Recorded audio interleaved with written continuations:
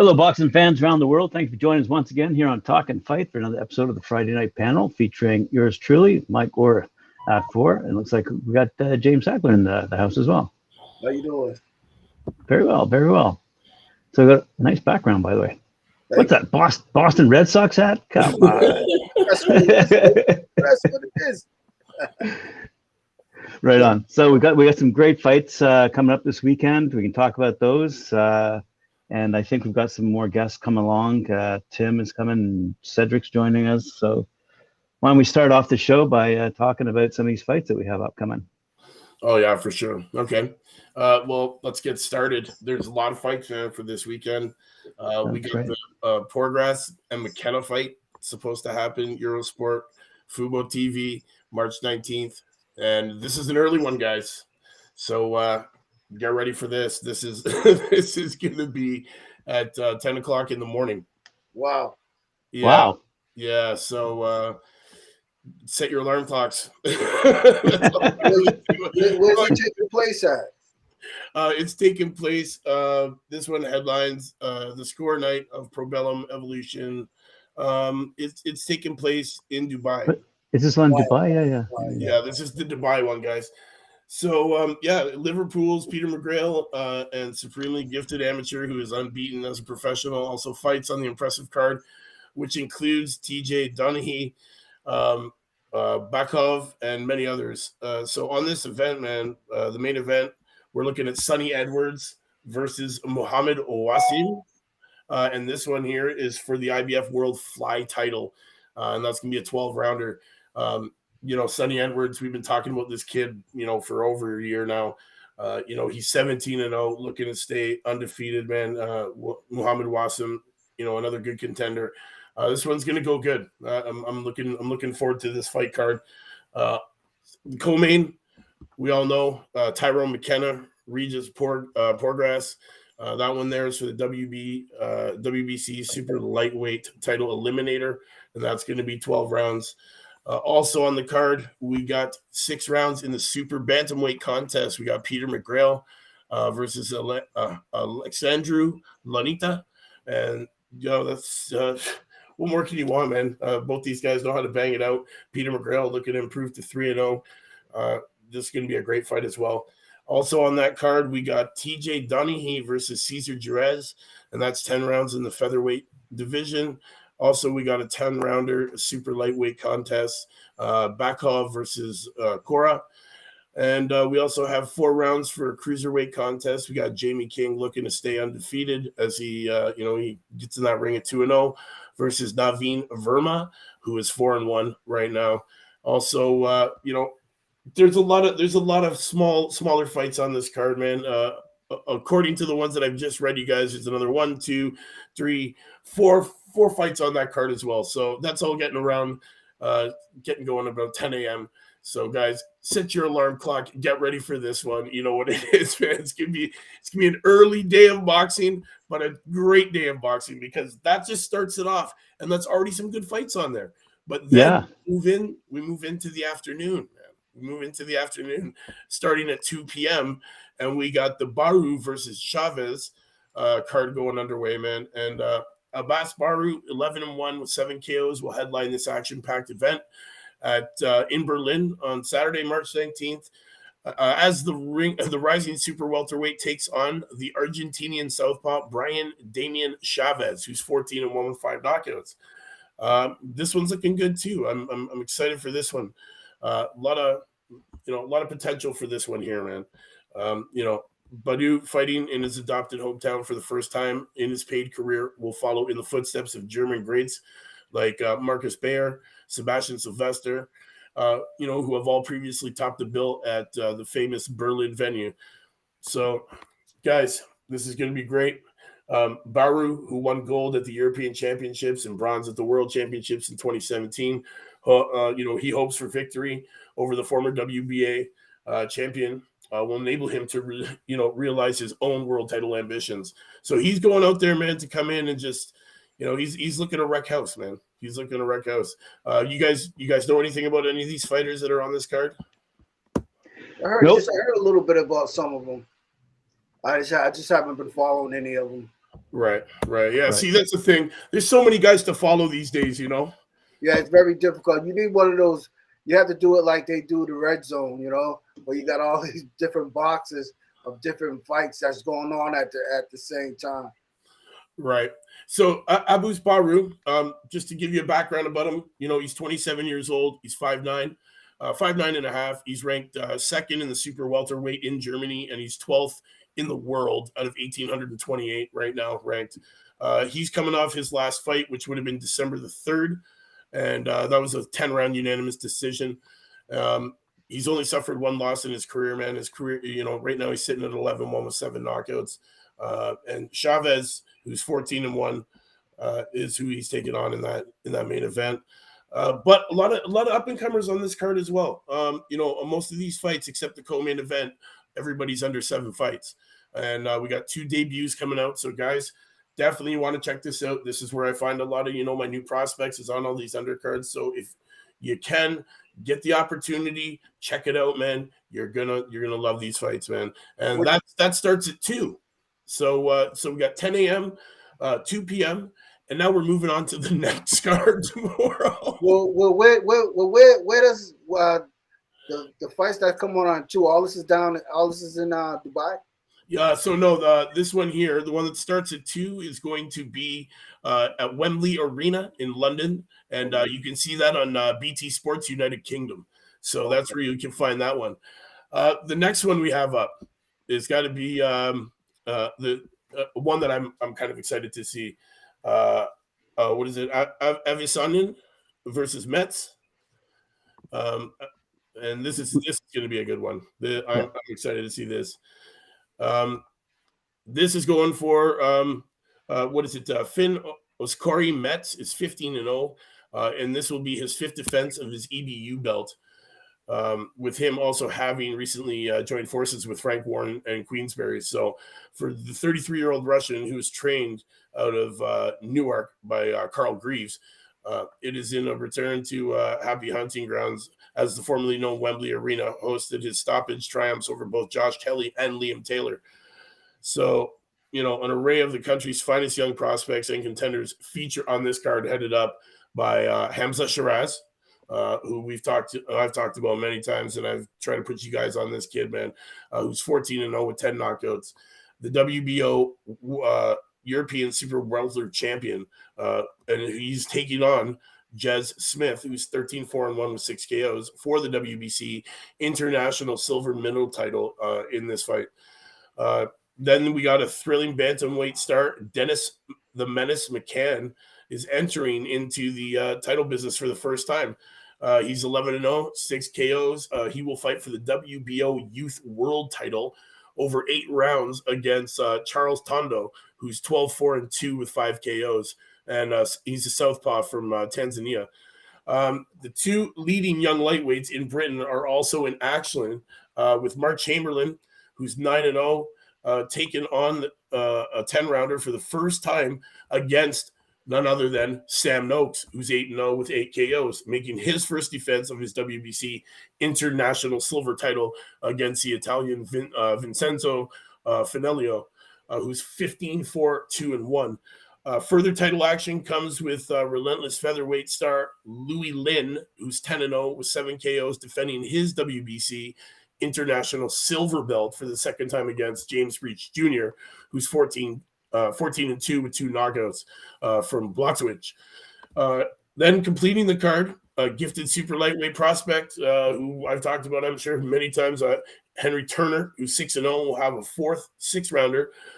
Explosive super feather Masoud Abdullah, who's 3-0 with 3 KOs, is going in with Angel Gomez, who's 8-4 with 4 KOs.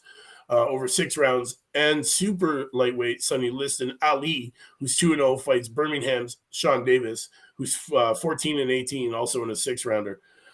Couple other 4-rounders on here. Khalid Ali, who's 1-0, will be taking on Chris Pingleton, who's 2-10-1. And, finally, Frank Warren gets to unleash his latest young star onto the professional ranks with 2-time European Championship gold medalist Royston Barney Smith making his pro debut, having turned 18 in January. So, guys, big things going on this card. I'm super excited for that one. I'm always a fan of these young bucks coming up and getting to watch them do their business. Then, so now we're getting into the evening. So you guys get a bit of a break, a little bit of a break in boxing, but not really.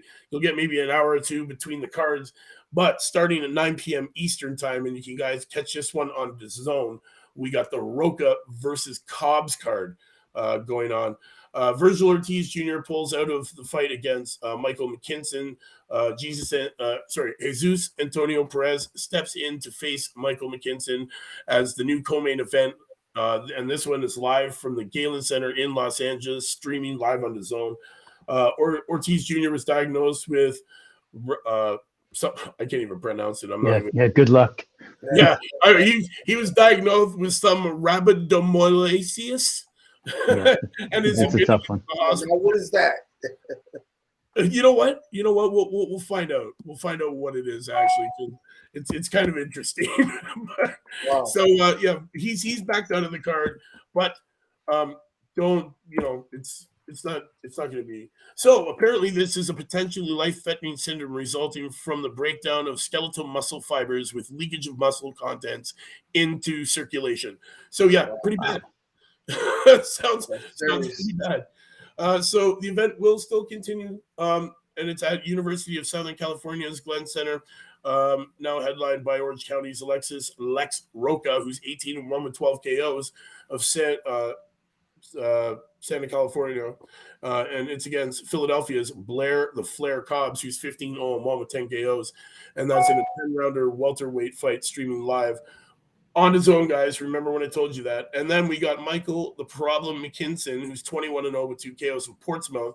Great Britain will now face Jesus Antonio Perez, who's 24-3 with 18 KOs of Tijuana, Mexico, in a 10-round welterweight fight.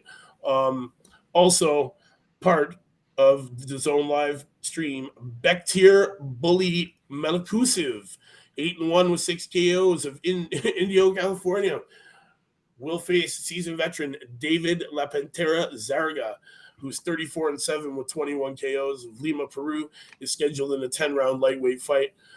Opening up the stream, we got Evan Sanchez, who I've mentioned in the past, guys. He's 9-0 with 6 KOs, and he's also from California. He's set for a 6-rounder in the welterweight fight against Alejandro Manura, who's 6-4 with 5 KOs of Medellin, Colombia. So also on that card, but featured as part of the Golden Boy Fight Night live stream on YouTube. So this is before the bell, guys. We got Azak Crazy A Evasanin, who's 20-3 with 16 KOs of Los Angeles, and he's making his grand return to the sport for the first time in 2022, taking on Victor Ruiz, who's 29-12 and 16 KOs of Tijuana, Mexico, in an 8-round super bantam fight. And we got fan favorite Alex Rinkin, who is 9-0 with 6 KOs of Dallas, Texas, will make his will take on Puerto Rico's Luis Sanchez, who's 9-2 with 6 KOs in an 8-round super welter fight. Lots of fights on this card, guys. This is one definitely I want to see. I can't wait to see Bektir Melikusev get back in the ring. We saw him get destroyed, against Gabriel Rosado, devastated. It was nice to see him bounce back in his fight against Sergey Imakov, which was a unanimous 8-rounder win for him. So he's taking on David Zerga, who is 34-7-0. I'm looking to see Bektir do what he does best and come in here and just bang him out and get it out of the way and get it done. All right, so one more to go, guys. Just bear with me. I know I've been talking a lot here. Thank you for everybody's patience.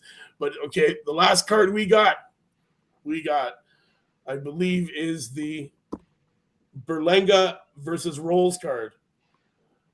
This one, this one's Madison Square Garden. Yeah, this is going to be a good one. Edward Berlanga versus Steve Rolls. This is 10 p.m. live to air. Sorry, there is another one as well. There is the Progress card, which I forgot. But, okay, yes, Edward Berlanga, Steven Rolls.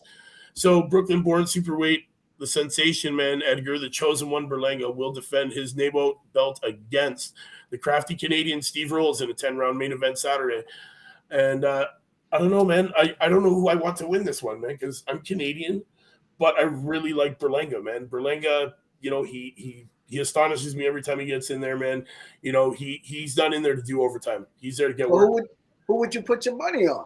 Who I put my money on, to be honest? I would say I would put my money on Berlanga to win this one. Okay, and that's who you want. So your heart is with Berlanga, and then your mind is with Berlanga, your heart's with the other guy. Yeah. I had to make the right choice there. You know what I'm saying? That's right. So that's why I said, well, where you put your money at, because I get like that too with fighters, and I like both of them, but I'm like, okay, you're going to choose one. So, all right, who would I put my money on? I have to put my money on. That's the guy, but I really like this guy here, so it makes it difficult. My dad used to do that to me all the time. I said, who you got? Well, my heart says this guy, but I'm putting my money on that guy. Oh man! So also on this card, who I'm ecstatic for on this card, man. We get to see last year's prospect of the year, man. Xander Zayas is on this card. He had a breakthrough 2021. Going 6-0 with 4 knockouts, so being mentioned, predominantly as prospect of the year in debates. He made his Madison Square Garden debut last December and finished his 2021 campaign by knocking out Masterenzo in the first round. He steps up against Les Valles, who is 12-2-1 with 7 KOs, who notched a December 2020 upset over Clay Collard at the MGM Grand Bubble. Les Valles, who is 2-2 since the Collard victory, has never been knocked out. And Zaya said, it's an honor to fight again at Madison Square Garden, where I know my Puerto Rican people will come out to show their support. 2021 was a great year, but I'm looking forward to an even bigger 2022. Quincy Lavalles is a solid veteran, so I can't overlook him. I want to make a major statement on March 19th. So guys, be on the lookout for him to do some big things on this card. I can't wait to see it. Also, we have the featherweight prodigy, man, Bruce Shushu Carrington, also one of our past winners of our Knockout of the Week award. He's the latest standout boxer to come from the Brownsville section of Brooklyn. He makes his New York City debut this Saturday, March 19th, in a 6-rounder against Yuri Andrujar at Hulu Theater at Madison Square Garden.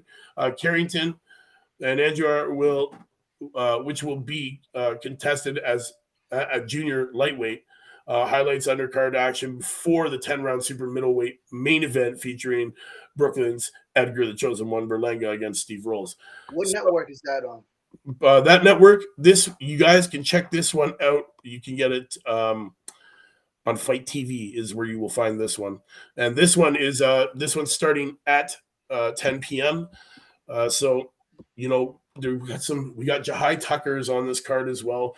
Xander Zayas, Henry LeBron. There's a lot of Calvin Davis. There's a lot of up-and-coming boxers on this card. So, guys, if you're looking to see these new up-and-comers and what these young cats are doing right now, the entire card is full of guys that I have I've profiled on my show over the past year, man. John Bauza, Xander Zayas, Henry LeBron, Bruce Carrington, Jahai Tucker. All these guys are top prospects right now.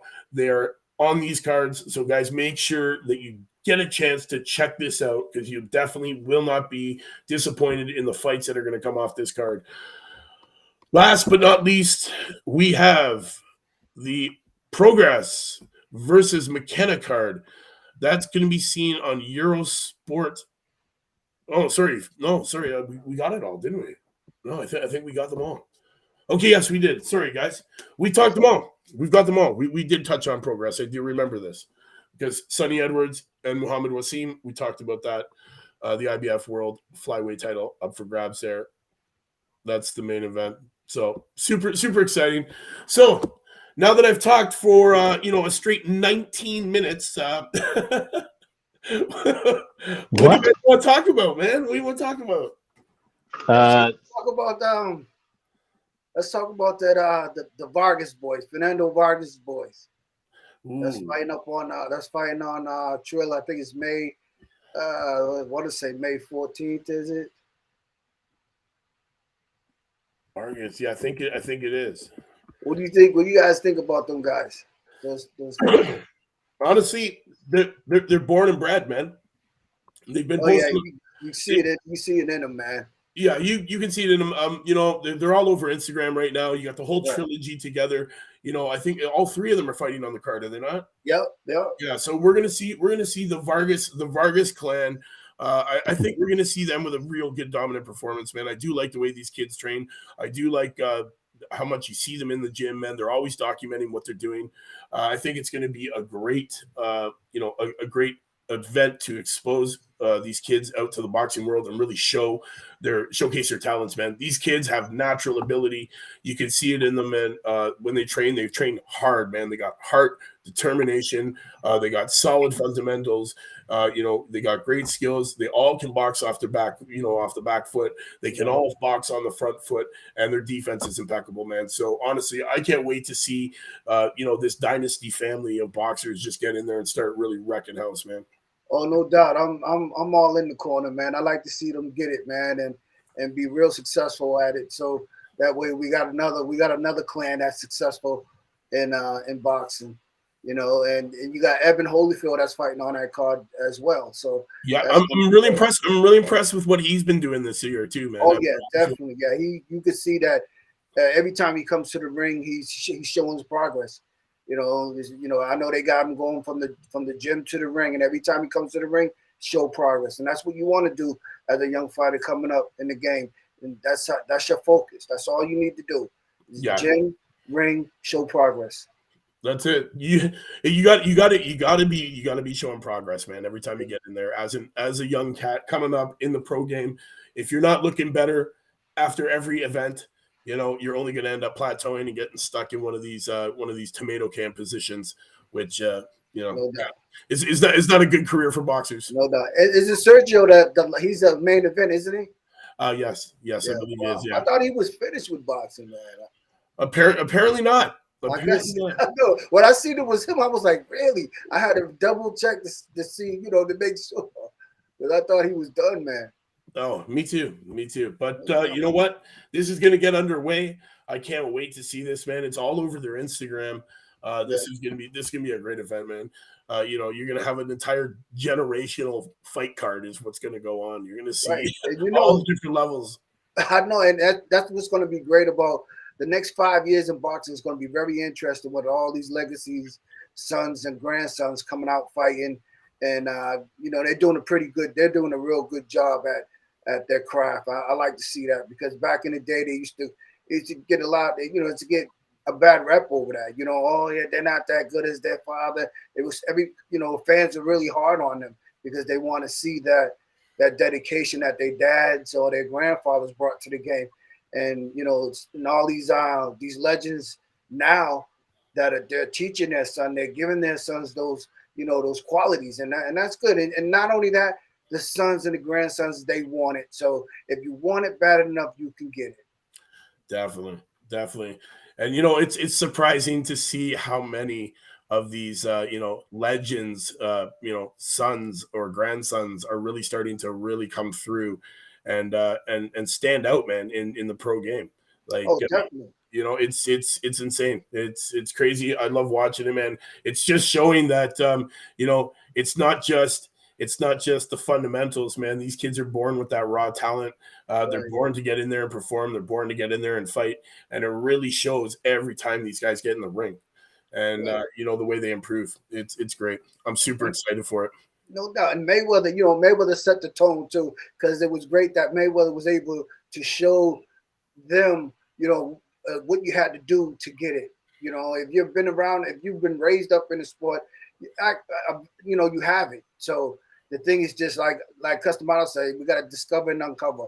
And if you put the work in, that will happen. You know what I mean? So you got to give thanks to Mayweather for setting the trend for all these guys to look up to him and the way he's done it.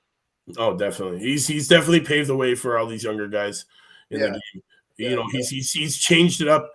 He's made it a little more intense, I believe. Oh yeah, yeah. The He set the bar high. He's definitely set that bar high. He set the intensity level even higher.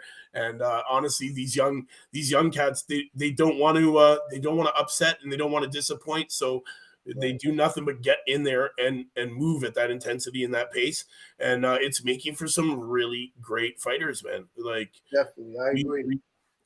We've never had such an abundance of prospects in boxing coming up like we do now. We've never had such an overflow of real raw young talent. You're right, and that's the point I was making. Now we just have to get our amateur Olympic boxing team together. You know, this I know over here in the States we got to get that together because there's only one or a few. Now it's the women that's doing it. yeah, it is, man. It is. Speaking of women, man, the countdown to the Taylor fight. Wow. Oh yeah, definitely. I'm super excited, man. I'm super excited for that. Serrano, Taylor, it's getting on. It's gonna be epic. Definitely, definitely gonna be the biggest fight in women's history of boxing. Definitely gonna be the biggest payday too. Oh wow. And what date is that? That one, Graham, do you know the exact date of that one? Not off the top of my head, no. Let me know when because there's another historic fight going on tomorrow. No, it's going on tonight for women, and that is the Estelle Mosley fight going on in Dubai. It's the first time that two women are headlining a boxing event in the Middle East, and they're fighting for the they're fighting for the IBO. It's the world title, and they're in the light division. But anyway, the point is so when James had mentioned sons and grandsons earlier, I thought, what about daughters? Because I thought about Layla Ali and the work that she's done for women, and now we're seeing not only the Taylor Serrano, that's going to be amazing, but tonight, and I don't know the time zone difference, but Estelle Mosley, I mean, she's an up and comer too, although she's undefeated 9-0.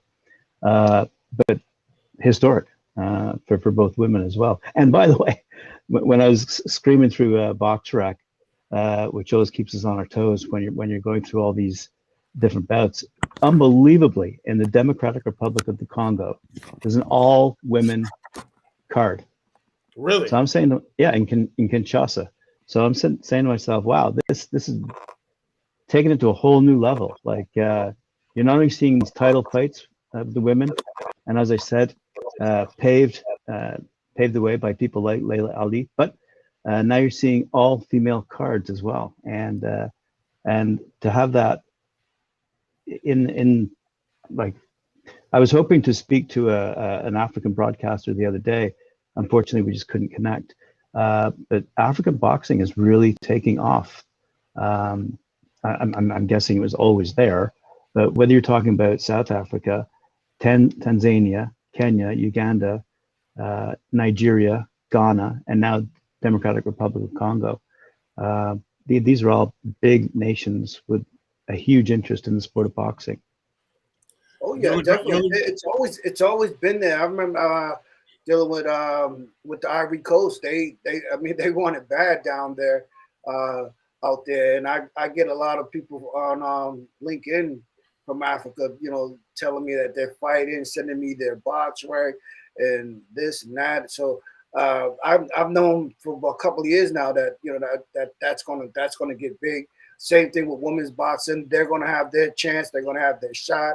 I know they've been wanting to make more money. I know they've been wanting to do more minutes in the rounds.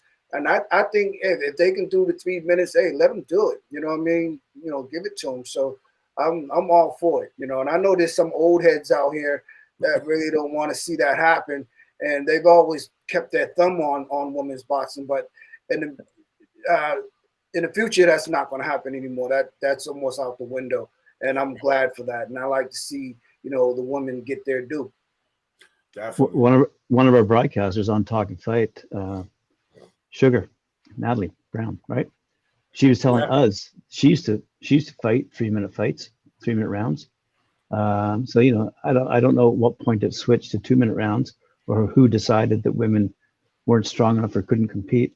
There's some argument that women might be more susceptible to injury and or a greater number of knockouts. Due to Therefore, dehydration. Yeah, but it's stupid. But it's long you gotta hydrate yourself. You hydrate yourself, you're all right. And why not? You know, they doing it in the ring now. You got the smart water, you know, in between rounds. I mean, come on. I mean, that's just a lame excuse to me. I think it's still a way to just, you know, keep that thumb right there, you know. Yeah. That's all it is. I believe it's just another way to control it. You know, they haven't realized how big it's grown or expanded. You got to, you know, from we're talking in the past 10 years, right? 10 years ago we had the Olympics, first time women's boxing's ever introduced. Now you fast forward 10 years, we have the only undisputed 2 division champion ever in the history of boxing is a woman. Right. That's 10 years later. So we've, you know, the women have made leaps and bounds in boxing, as in terms of, you know, the ground that they've made, man. Like, it's crazy. How far they've come in just 10 years. In the next 10 years, who knows where it'll be. Oh, I know, no doubt. I agree with you. And them women, they fighting too. Well, they're very exciting fighters, man. A lot Absolutely. of them, man. I love seeing the women, you know, fight, and I love to see them on the cards as well. You know, because this is going down. You know?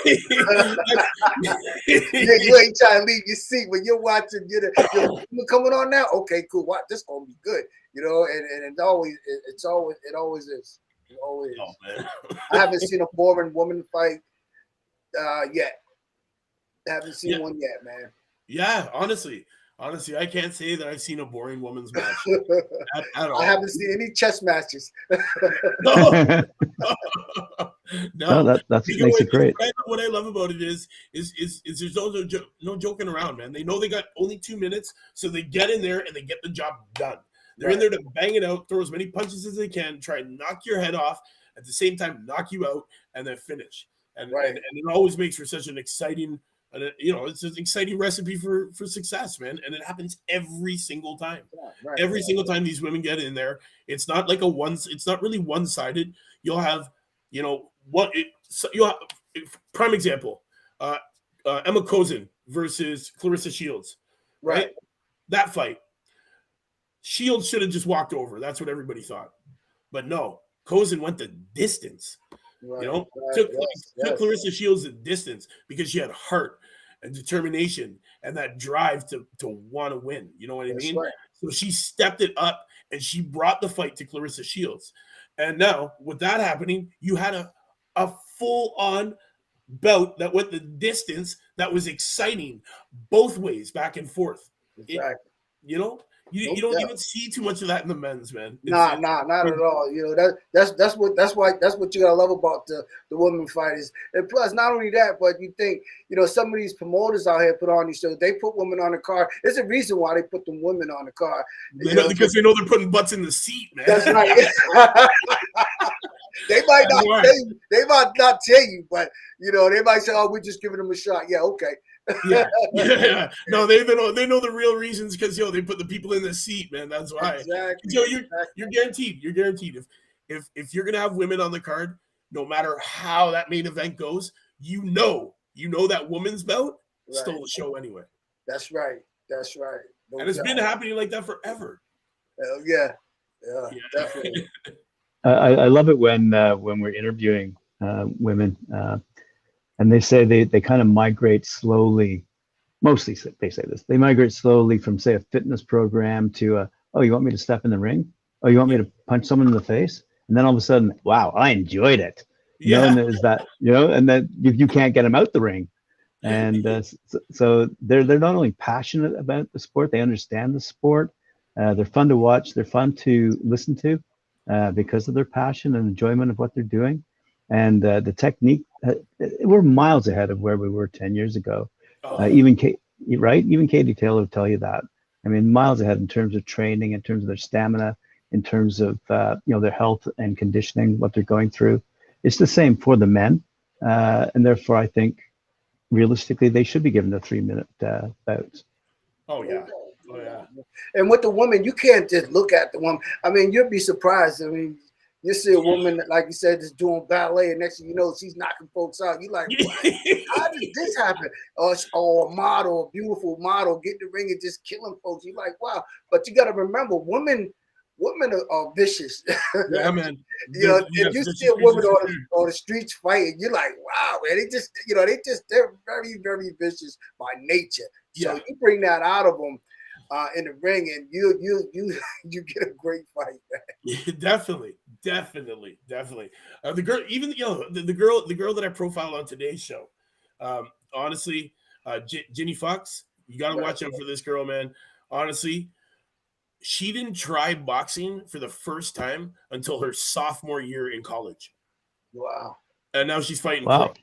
So a lot of women are like that. I've heard so many stories. Like, that's why I brought it up, because I've heard so many stories, and I just couldn't believe it, man. I was like, wow, man. Who would ever think, that woman right there that was a model or was in school for 2-3 years college and just comes out of nowhere and just bangs it out, gets in shape, comes in there and bangs it out, man, and just wow, just phenomenal, man. It's unbelievable, man. Oh, I know, it's crazy. And I've interviewed a few of them. I've interviewed a few that have done this. Started off doing something else, got into boxing later on in life. Yep. We had one. You guys go and check it out. You'll see it. It's on the Friday night female Fridays of the Knuckle Up show. Honestly, it's hilarious. Pro runway model first, DJ, world kickboxing champion, and then what? Hey, you know what? After I have my second child, I think it's time I take up boxing in my 30s. Yeah, you know what I mean? That's right. That's crazy. That's some determination and love for the sport or for combative sports altogether, right? So honestly, there's a new breed of women coming up in this game, and honestly, it's just going to get more and more exciting the more and more we let them get in there and bang it out, man. And honestly, it's only a matter of time before they get their 3-minute rounds like they want. We can't hold them back forever. They can't be held back forever. Nah, I don't think so neither. Like you said, just a matter of time. Yeah. So we have someone commenting. James Golly's telling us that this Taylor Serrano fight is Saturday, April 30th at Madison Square Garden. Yes, that's it. I was going to say that, but we got into topics. Yes, April the 30th. It's finally getting underway. Taylor Serrano. Here we go. Okay. For the undisputed, we're going to see. We're going to see. It's going to be great. I'm super excited.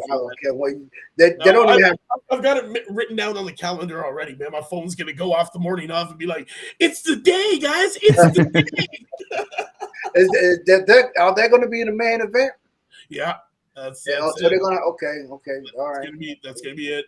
I don't know if there's been anybody added to the card as of yet. I keep checking for updates because we all want to see who's gonna be on this honestly historic card, and they're gonna have to stack this card right. Yeah, they're gonna have to stack this card right. But we all know Katie Taylor, Amanda Serrano, when they get in there, they're there to do business. They're both seasoned veterans in their game. We got Katie Taylor, she's 20-0, 6 KOs. You got Amanda Serrano, 42-1-1. So we got some ladies here, man. 42-1-1, 30 knockouts. So it's honestly this is one that's I'm saying is not going the distance. Right. I don't think so neither. I think Serrano's going to win. So, Rashat Mati is added to that card against Joe Eli Hernandez. Will be a super lightweight battle on that, and that will be for the WBC. That'll be for nothing. That's just about super lightweight. Then we have a super middleweight that's been added to the card. Frenchon Dezurin versus Ellen Cedros, and that's for the WBC, WBA, IBF, and WBO World Female Super Middle titles. So there's another one that is underway. That's undisputed, right? Yeah, that's another undisputed. So we have 2 undisputed fights on this card for April the 30th. Also, we have Jesse Vargas and Liam Smith that has been added to that card as well. So there's the updates for so what's going on for the 30th, man. So it's gearing up to look like it's gonna be a really good card, man. Oh, definitely. Two undisputeds. This is gonna be huge. I'm excited. You got a lot of fights coming up, man. You got both Charlo brothers is fighting, Canelo's fighting, so Yes. that's going to be interesting. The one that I'm looking forward to is that Earl Spence. Yes. Yeah, Spence and Ugas. Yeah, Ugas. That's how you pronounce his name. Yes, Yeah, man. Spence and Ugas. interesting. Showtime Pay-per-View, April the 16th, guys. Mark that on your calendar, 9 p.m. Eastern. This one is going to be great, man. And that is the weekend before the Fury Dillian White card. So that's going to be good, man. And then the next weekend, we also have Vargas and Smith, and we have the Taylor Serrano. So literally, the month of April is going to be this month, man. Right. It's like they did in November. November was big. Yeah. November was big. April's going to be huge, man. Yeah. Starting off April the 1st, you got the Martin and Felix card. On the 2nd, you got Marshall and Hermans. Then we got on the 9th, you got Garcia and Tego. And then on the 9th as well, we got Mayer and Hahn. And then on the 16th, this is where it really starts to get good. We got Ben and Van Herden. And then we got the Spence Ugas, Fury and White, Vargas and Smith, Taylor Serrano, and then Valdez and Stevenson to round out the month. And then we start May. And then we start May with Canelo versus Bivol. May the 7th at 9 p.m. It's going to be interesting. Yes. So I think Canelo's going to have his work cut out, but I think it's not going to be as easy as he thinks. It's not going to be easy. It's not going to be easy. I like Dimitri Bivol. I've been watching this kid for time, and honestly, man, he does have what it takes. He does have what it takes. If he's got any chance, he's definitely the one that's got a chance. He's got some heavy hands, man. This kid, he's got heavy hands. And he gets in there and sometimes just crushes men. And honestly, that's going to be a great fight for Canelo. It definitely, I'm a huge Canelo fan. But this is going to be not a walk in the park. That's me for too. sure. Me too. One thing I'm going to be watching Canelo is to see how he moves. Because he, as you get older fighting, and Canelo, people say, oh, he's not that old, but he turned pro when he was 15. Yeah, he's old.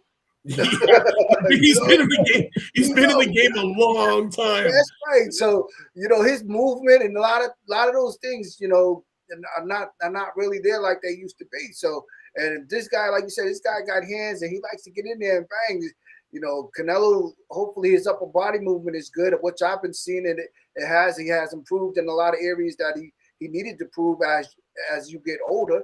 So it's going to be interesting on seeing what Canelo still has, Yeah. I think this would be a good test to see how much longer he has left. That's my point. That's the point I'm trying to make. And that's what I'll be watching for. That's what I'm going to be looking at to see, how he does at that. Yeah. And then we have Fury saying that he's going to retire after this Dillian White fight, man. He says he's going to hang it up. I believe he had a great career. I have to call him the comeback kid, man. And that just tells you that God is good, man. So, and I believe that's what he should do. I mean, I think that's the right move. You can retire with the belt. Oh, come on, that's the best thing in the world. Yeah, a lot of fighters don't do that nowadays. Yeah, a lot of them don't. They stay a little bit too much. They stay a little too long. Where they fall from that grace, and they fall pretty hard, and then they just get swept under the rug and forgotten about, and it sucks that it happens like that. But you can see it, man. You can see it. He's got nothing left to prove. He's beat everybody he needs to beat. He's done. He wants to enjoy his money. He's young. He's got I think 6 children or something like that. Right. You know what I mean? Yeah. He's got lots to do, man. He's got lots to do. That's why he got to go back and give that time to them. Exactly. He's been doing it a long time already. He's made his money, and honestly, he just wants to go out on a bang. He wants to go out. He says that he's going to destroy Dillian White. He's going to end it. He's going to make sure it doesn't go the distance. But I do like how Dillian White has been super, super quiet. He really hasn't been in the media. He hasn't been saying anything. He hasn't been chirping. He hasn't been responding. And honestly, I think it's creating head games. That's creating a head game in its own. You got somebody that's chirping so much, and then you just ghost them. That's got to get inside your head too. So honestly, I think we're going to see a good bout there. I do say Fury's. I'm taking Fury to win it. I'd like to see him go out, on a high and retire the champion the way he should. And I'm with you on that. I'm on your team with that call there, most definitely. These fighters, like Mayweather. Mayweather did it. Mayweather retired with the belt. That was great. I love that he did that, and that was one of my father's dreams, was to do that, was to retire undisputed. We used to always talk about that, and I was kind of bothered that he gave Leonard a shot. Right. Because I was like, I felt as though he didn't deserve a shot. I told my dad, I said, you should have made it a non-title fight, so that way, whatever happened, you still can, retire with the belt. But he said to me he wouldn't have got that much money if he did that. So yeah, I guess not. Yeah. I guess the title means a lot more dough, right? Yeah, but come on, you just come out of retirement and all of a sudden you get a title shot. Come on. Yeah, that's a little. That's how I was looking at it. I was like, come on, he don't deserve a title shot. He was a better fighter. That's okay. It's still a fight. You know what I mean? People are still gonna pay for it. Yeah, definitely. You make a wait long enough, they'll say, who cares about the title? Yeah, exactly. If they want to fight bad enough, that'll come. You see what happened to Manny Pacquiao and Mayweather? Yeah. Oh, we can't get the money. Okay, let's wait for a while. Yeah. Eventually, it's gonna come. It's gonna come. And it did. Exactly. And that was a big paying one too. Yeah, I know. And that's the only way it was going down. That's right. That's right. Right. Yeah. Senator Pacquiao had no time for no small dough. Yeah, I know. I wouldn't either. I live in the Philippines. Oh yeah, I need it all. My money gonna triple when I go home. That's right. I'll buy a whole village when I get back. That's right. Ching ching. No doubt, man. Oh man. Can I bounce back to the heavyweights for a sec? Yeah, let's do it. What have you heard about Anthony Joshua? Because Usyk is over in the Ukraine, and Joshua is basically left not hanging, but he's basically picking and choosing, if you will. But let's just say Fury wins and retires. Let's just say Joshua beats whoever he faces. You're starting to thin out that top end of the top 5 heavyweights, and you're starting to create a bit of room. If Dillian White loses, he's going to drop down a notch. I don't know if Deontay Wilder's. My point has always been Deontay Wilder's brain. I think he suffered a concussion in that last fight, and that's a dangerous thing to deal with, quite frankly, for a boxer. He's another one that's got enough money that can sit at home, though. And he should, is my point. But he's considering some options as well. So I was just wondering, because we argue back and forth whether 2022 will see this backlog finally burst open and some of the newer faces really enter the true top tier of the heavyweight division. I mean, we've been following a lot of these up and comers, and their time is coming. But but Anthony Joshua needs to make a decision, and then there has to be. My guess would be, well, I guess if Fury retires, then. Anyway, so I was just wondering if you guys had heard anything new on the Anthony Joshua front. I haven't as of yet. I know they were bouncing around options though of having somebody step in and take the fight, but I haven't heard anything since the last update. So they say Anthony didn't look that well in his last fight. Yo, that's because he came up to the Rocky song. That's right. Yo, you don't come up to the Rocky song if you ain't from Philly, bro. That's true. Well, that's true. You can't do that. You can't do that. Especially the song where Rocky is driving in his Lambo and he's having flashbacks of Creed dying in the ring, and that song is playing. You can't come out to that song and then not show up to fight. Yeah, and not show up. You're right about that. You put that song, you need to come and give a good performance because that's what that song motivates you to do that. That's what it's all about. And tell you the truth, I was really disappointed. I'm kind of disappointed in Anthony Joshua just because the fact that I know he's a lot better fighter than what he displays, and I just wish he had taken a little more serious with his career. I think he should take his career a little more serious if he wants to get back into these pitches, because I know you're just going off of your popularity and the fact that you can sell tickets and some people still believe in you. But I look at you and I'm like, man, it just doesn't make any sense. No. Joe Joyce's manager has confirmed contact has been made with Anthony Joshua, but has questioned whether his British rival will take the fight as he awaits the world title rematch with Alexander Usyk. So Joe Joyce has said that he'll step in and take him on. I think that'd be a nice fight to see, to be honest. Yeah. Joe Joyce, I don't know. Could be interesting. Could be interesting, but hey, this is a 12-hour ago update, so yes, there are being talks still made. That was an update 12 hours ago. So Joyce's camp has made contact. They're trying to talk about getting a fight together there. So we'll see what happens. So what's up with that? So Deontay Wilder, he's trying to get back into the picture? Graham. Yeah, absolutely. Yeah. Wow. Yeah, absolutely. I think honestly, Wilder should just stay home, put his feet up, sip on his rum, and enjoy his money. Or take his boxing a little more serious and develop his skills. Yeah, and stop relying on that one cocked right hand. Exactly. Yeah. Right? And the weakest jab I've ever seen in my life. Right. I know. I've never seen a jab so weak. I know. Not to be a big man like him. Guy. Yeah, that's right. Not to be for a guy his size. You would think his jab was a little sharper. Plus, he's thin, so his jab should be fast. It should be light. It should. And you know what? He's got to stop skipping leg day. Yeah. He's got to stop skipping leg day. Well, they had him. The way he was training was he was doing a lot of that. What's it? The training. Core training, like using body weight training.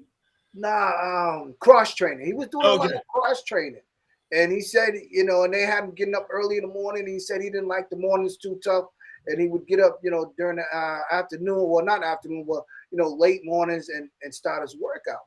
Well, cross training is good, but let's go back to the basics, man. Yeah. What did Mickey say? Come on, Rock. Let's go back to the basics. Get up, you son of a bitch.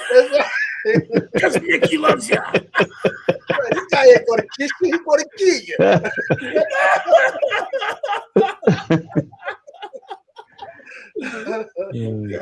Honestly, though, he's an Olympian. You got to have skill to be an Olympic athlete, and compete at that level. You have to have some sort of skill. That's right. Where the hell did the skill go? He didn't.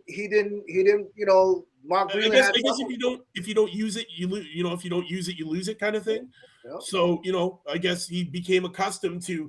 Okay, I'm ready, guys. I'm just gonna run around the ring with this right hand ready the whole time. He got away with it for a long time. And then throw out that lazy jab. Yeah. Oh man. That's what I'm saying. So if he gets his skills together, he might be a different fighter, and he'll find out that the fights are a lot easier. Yeah. Yeah.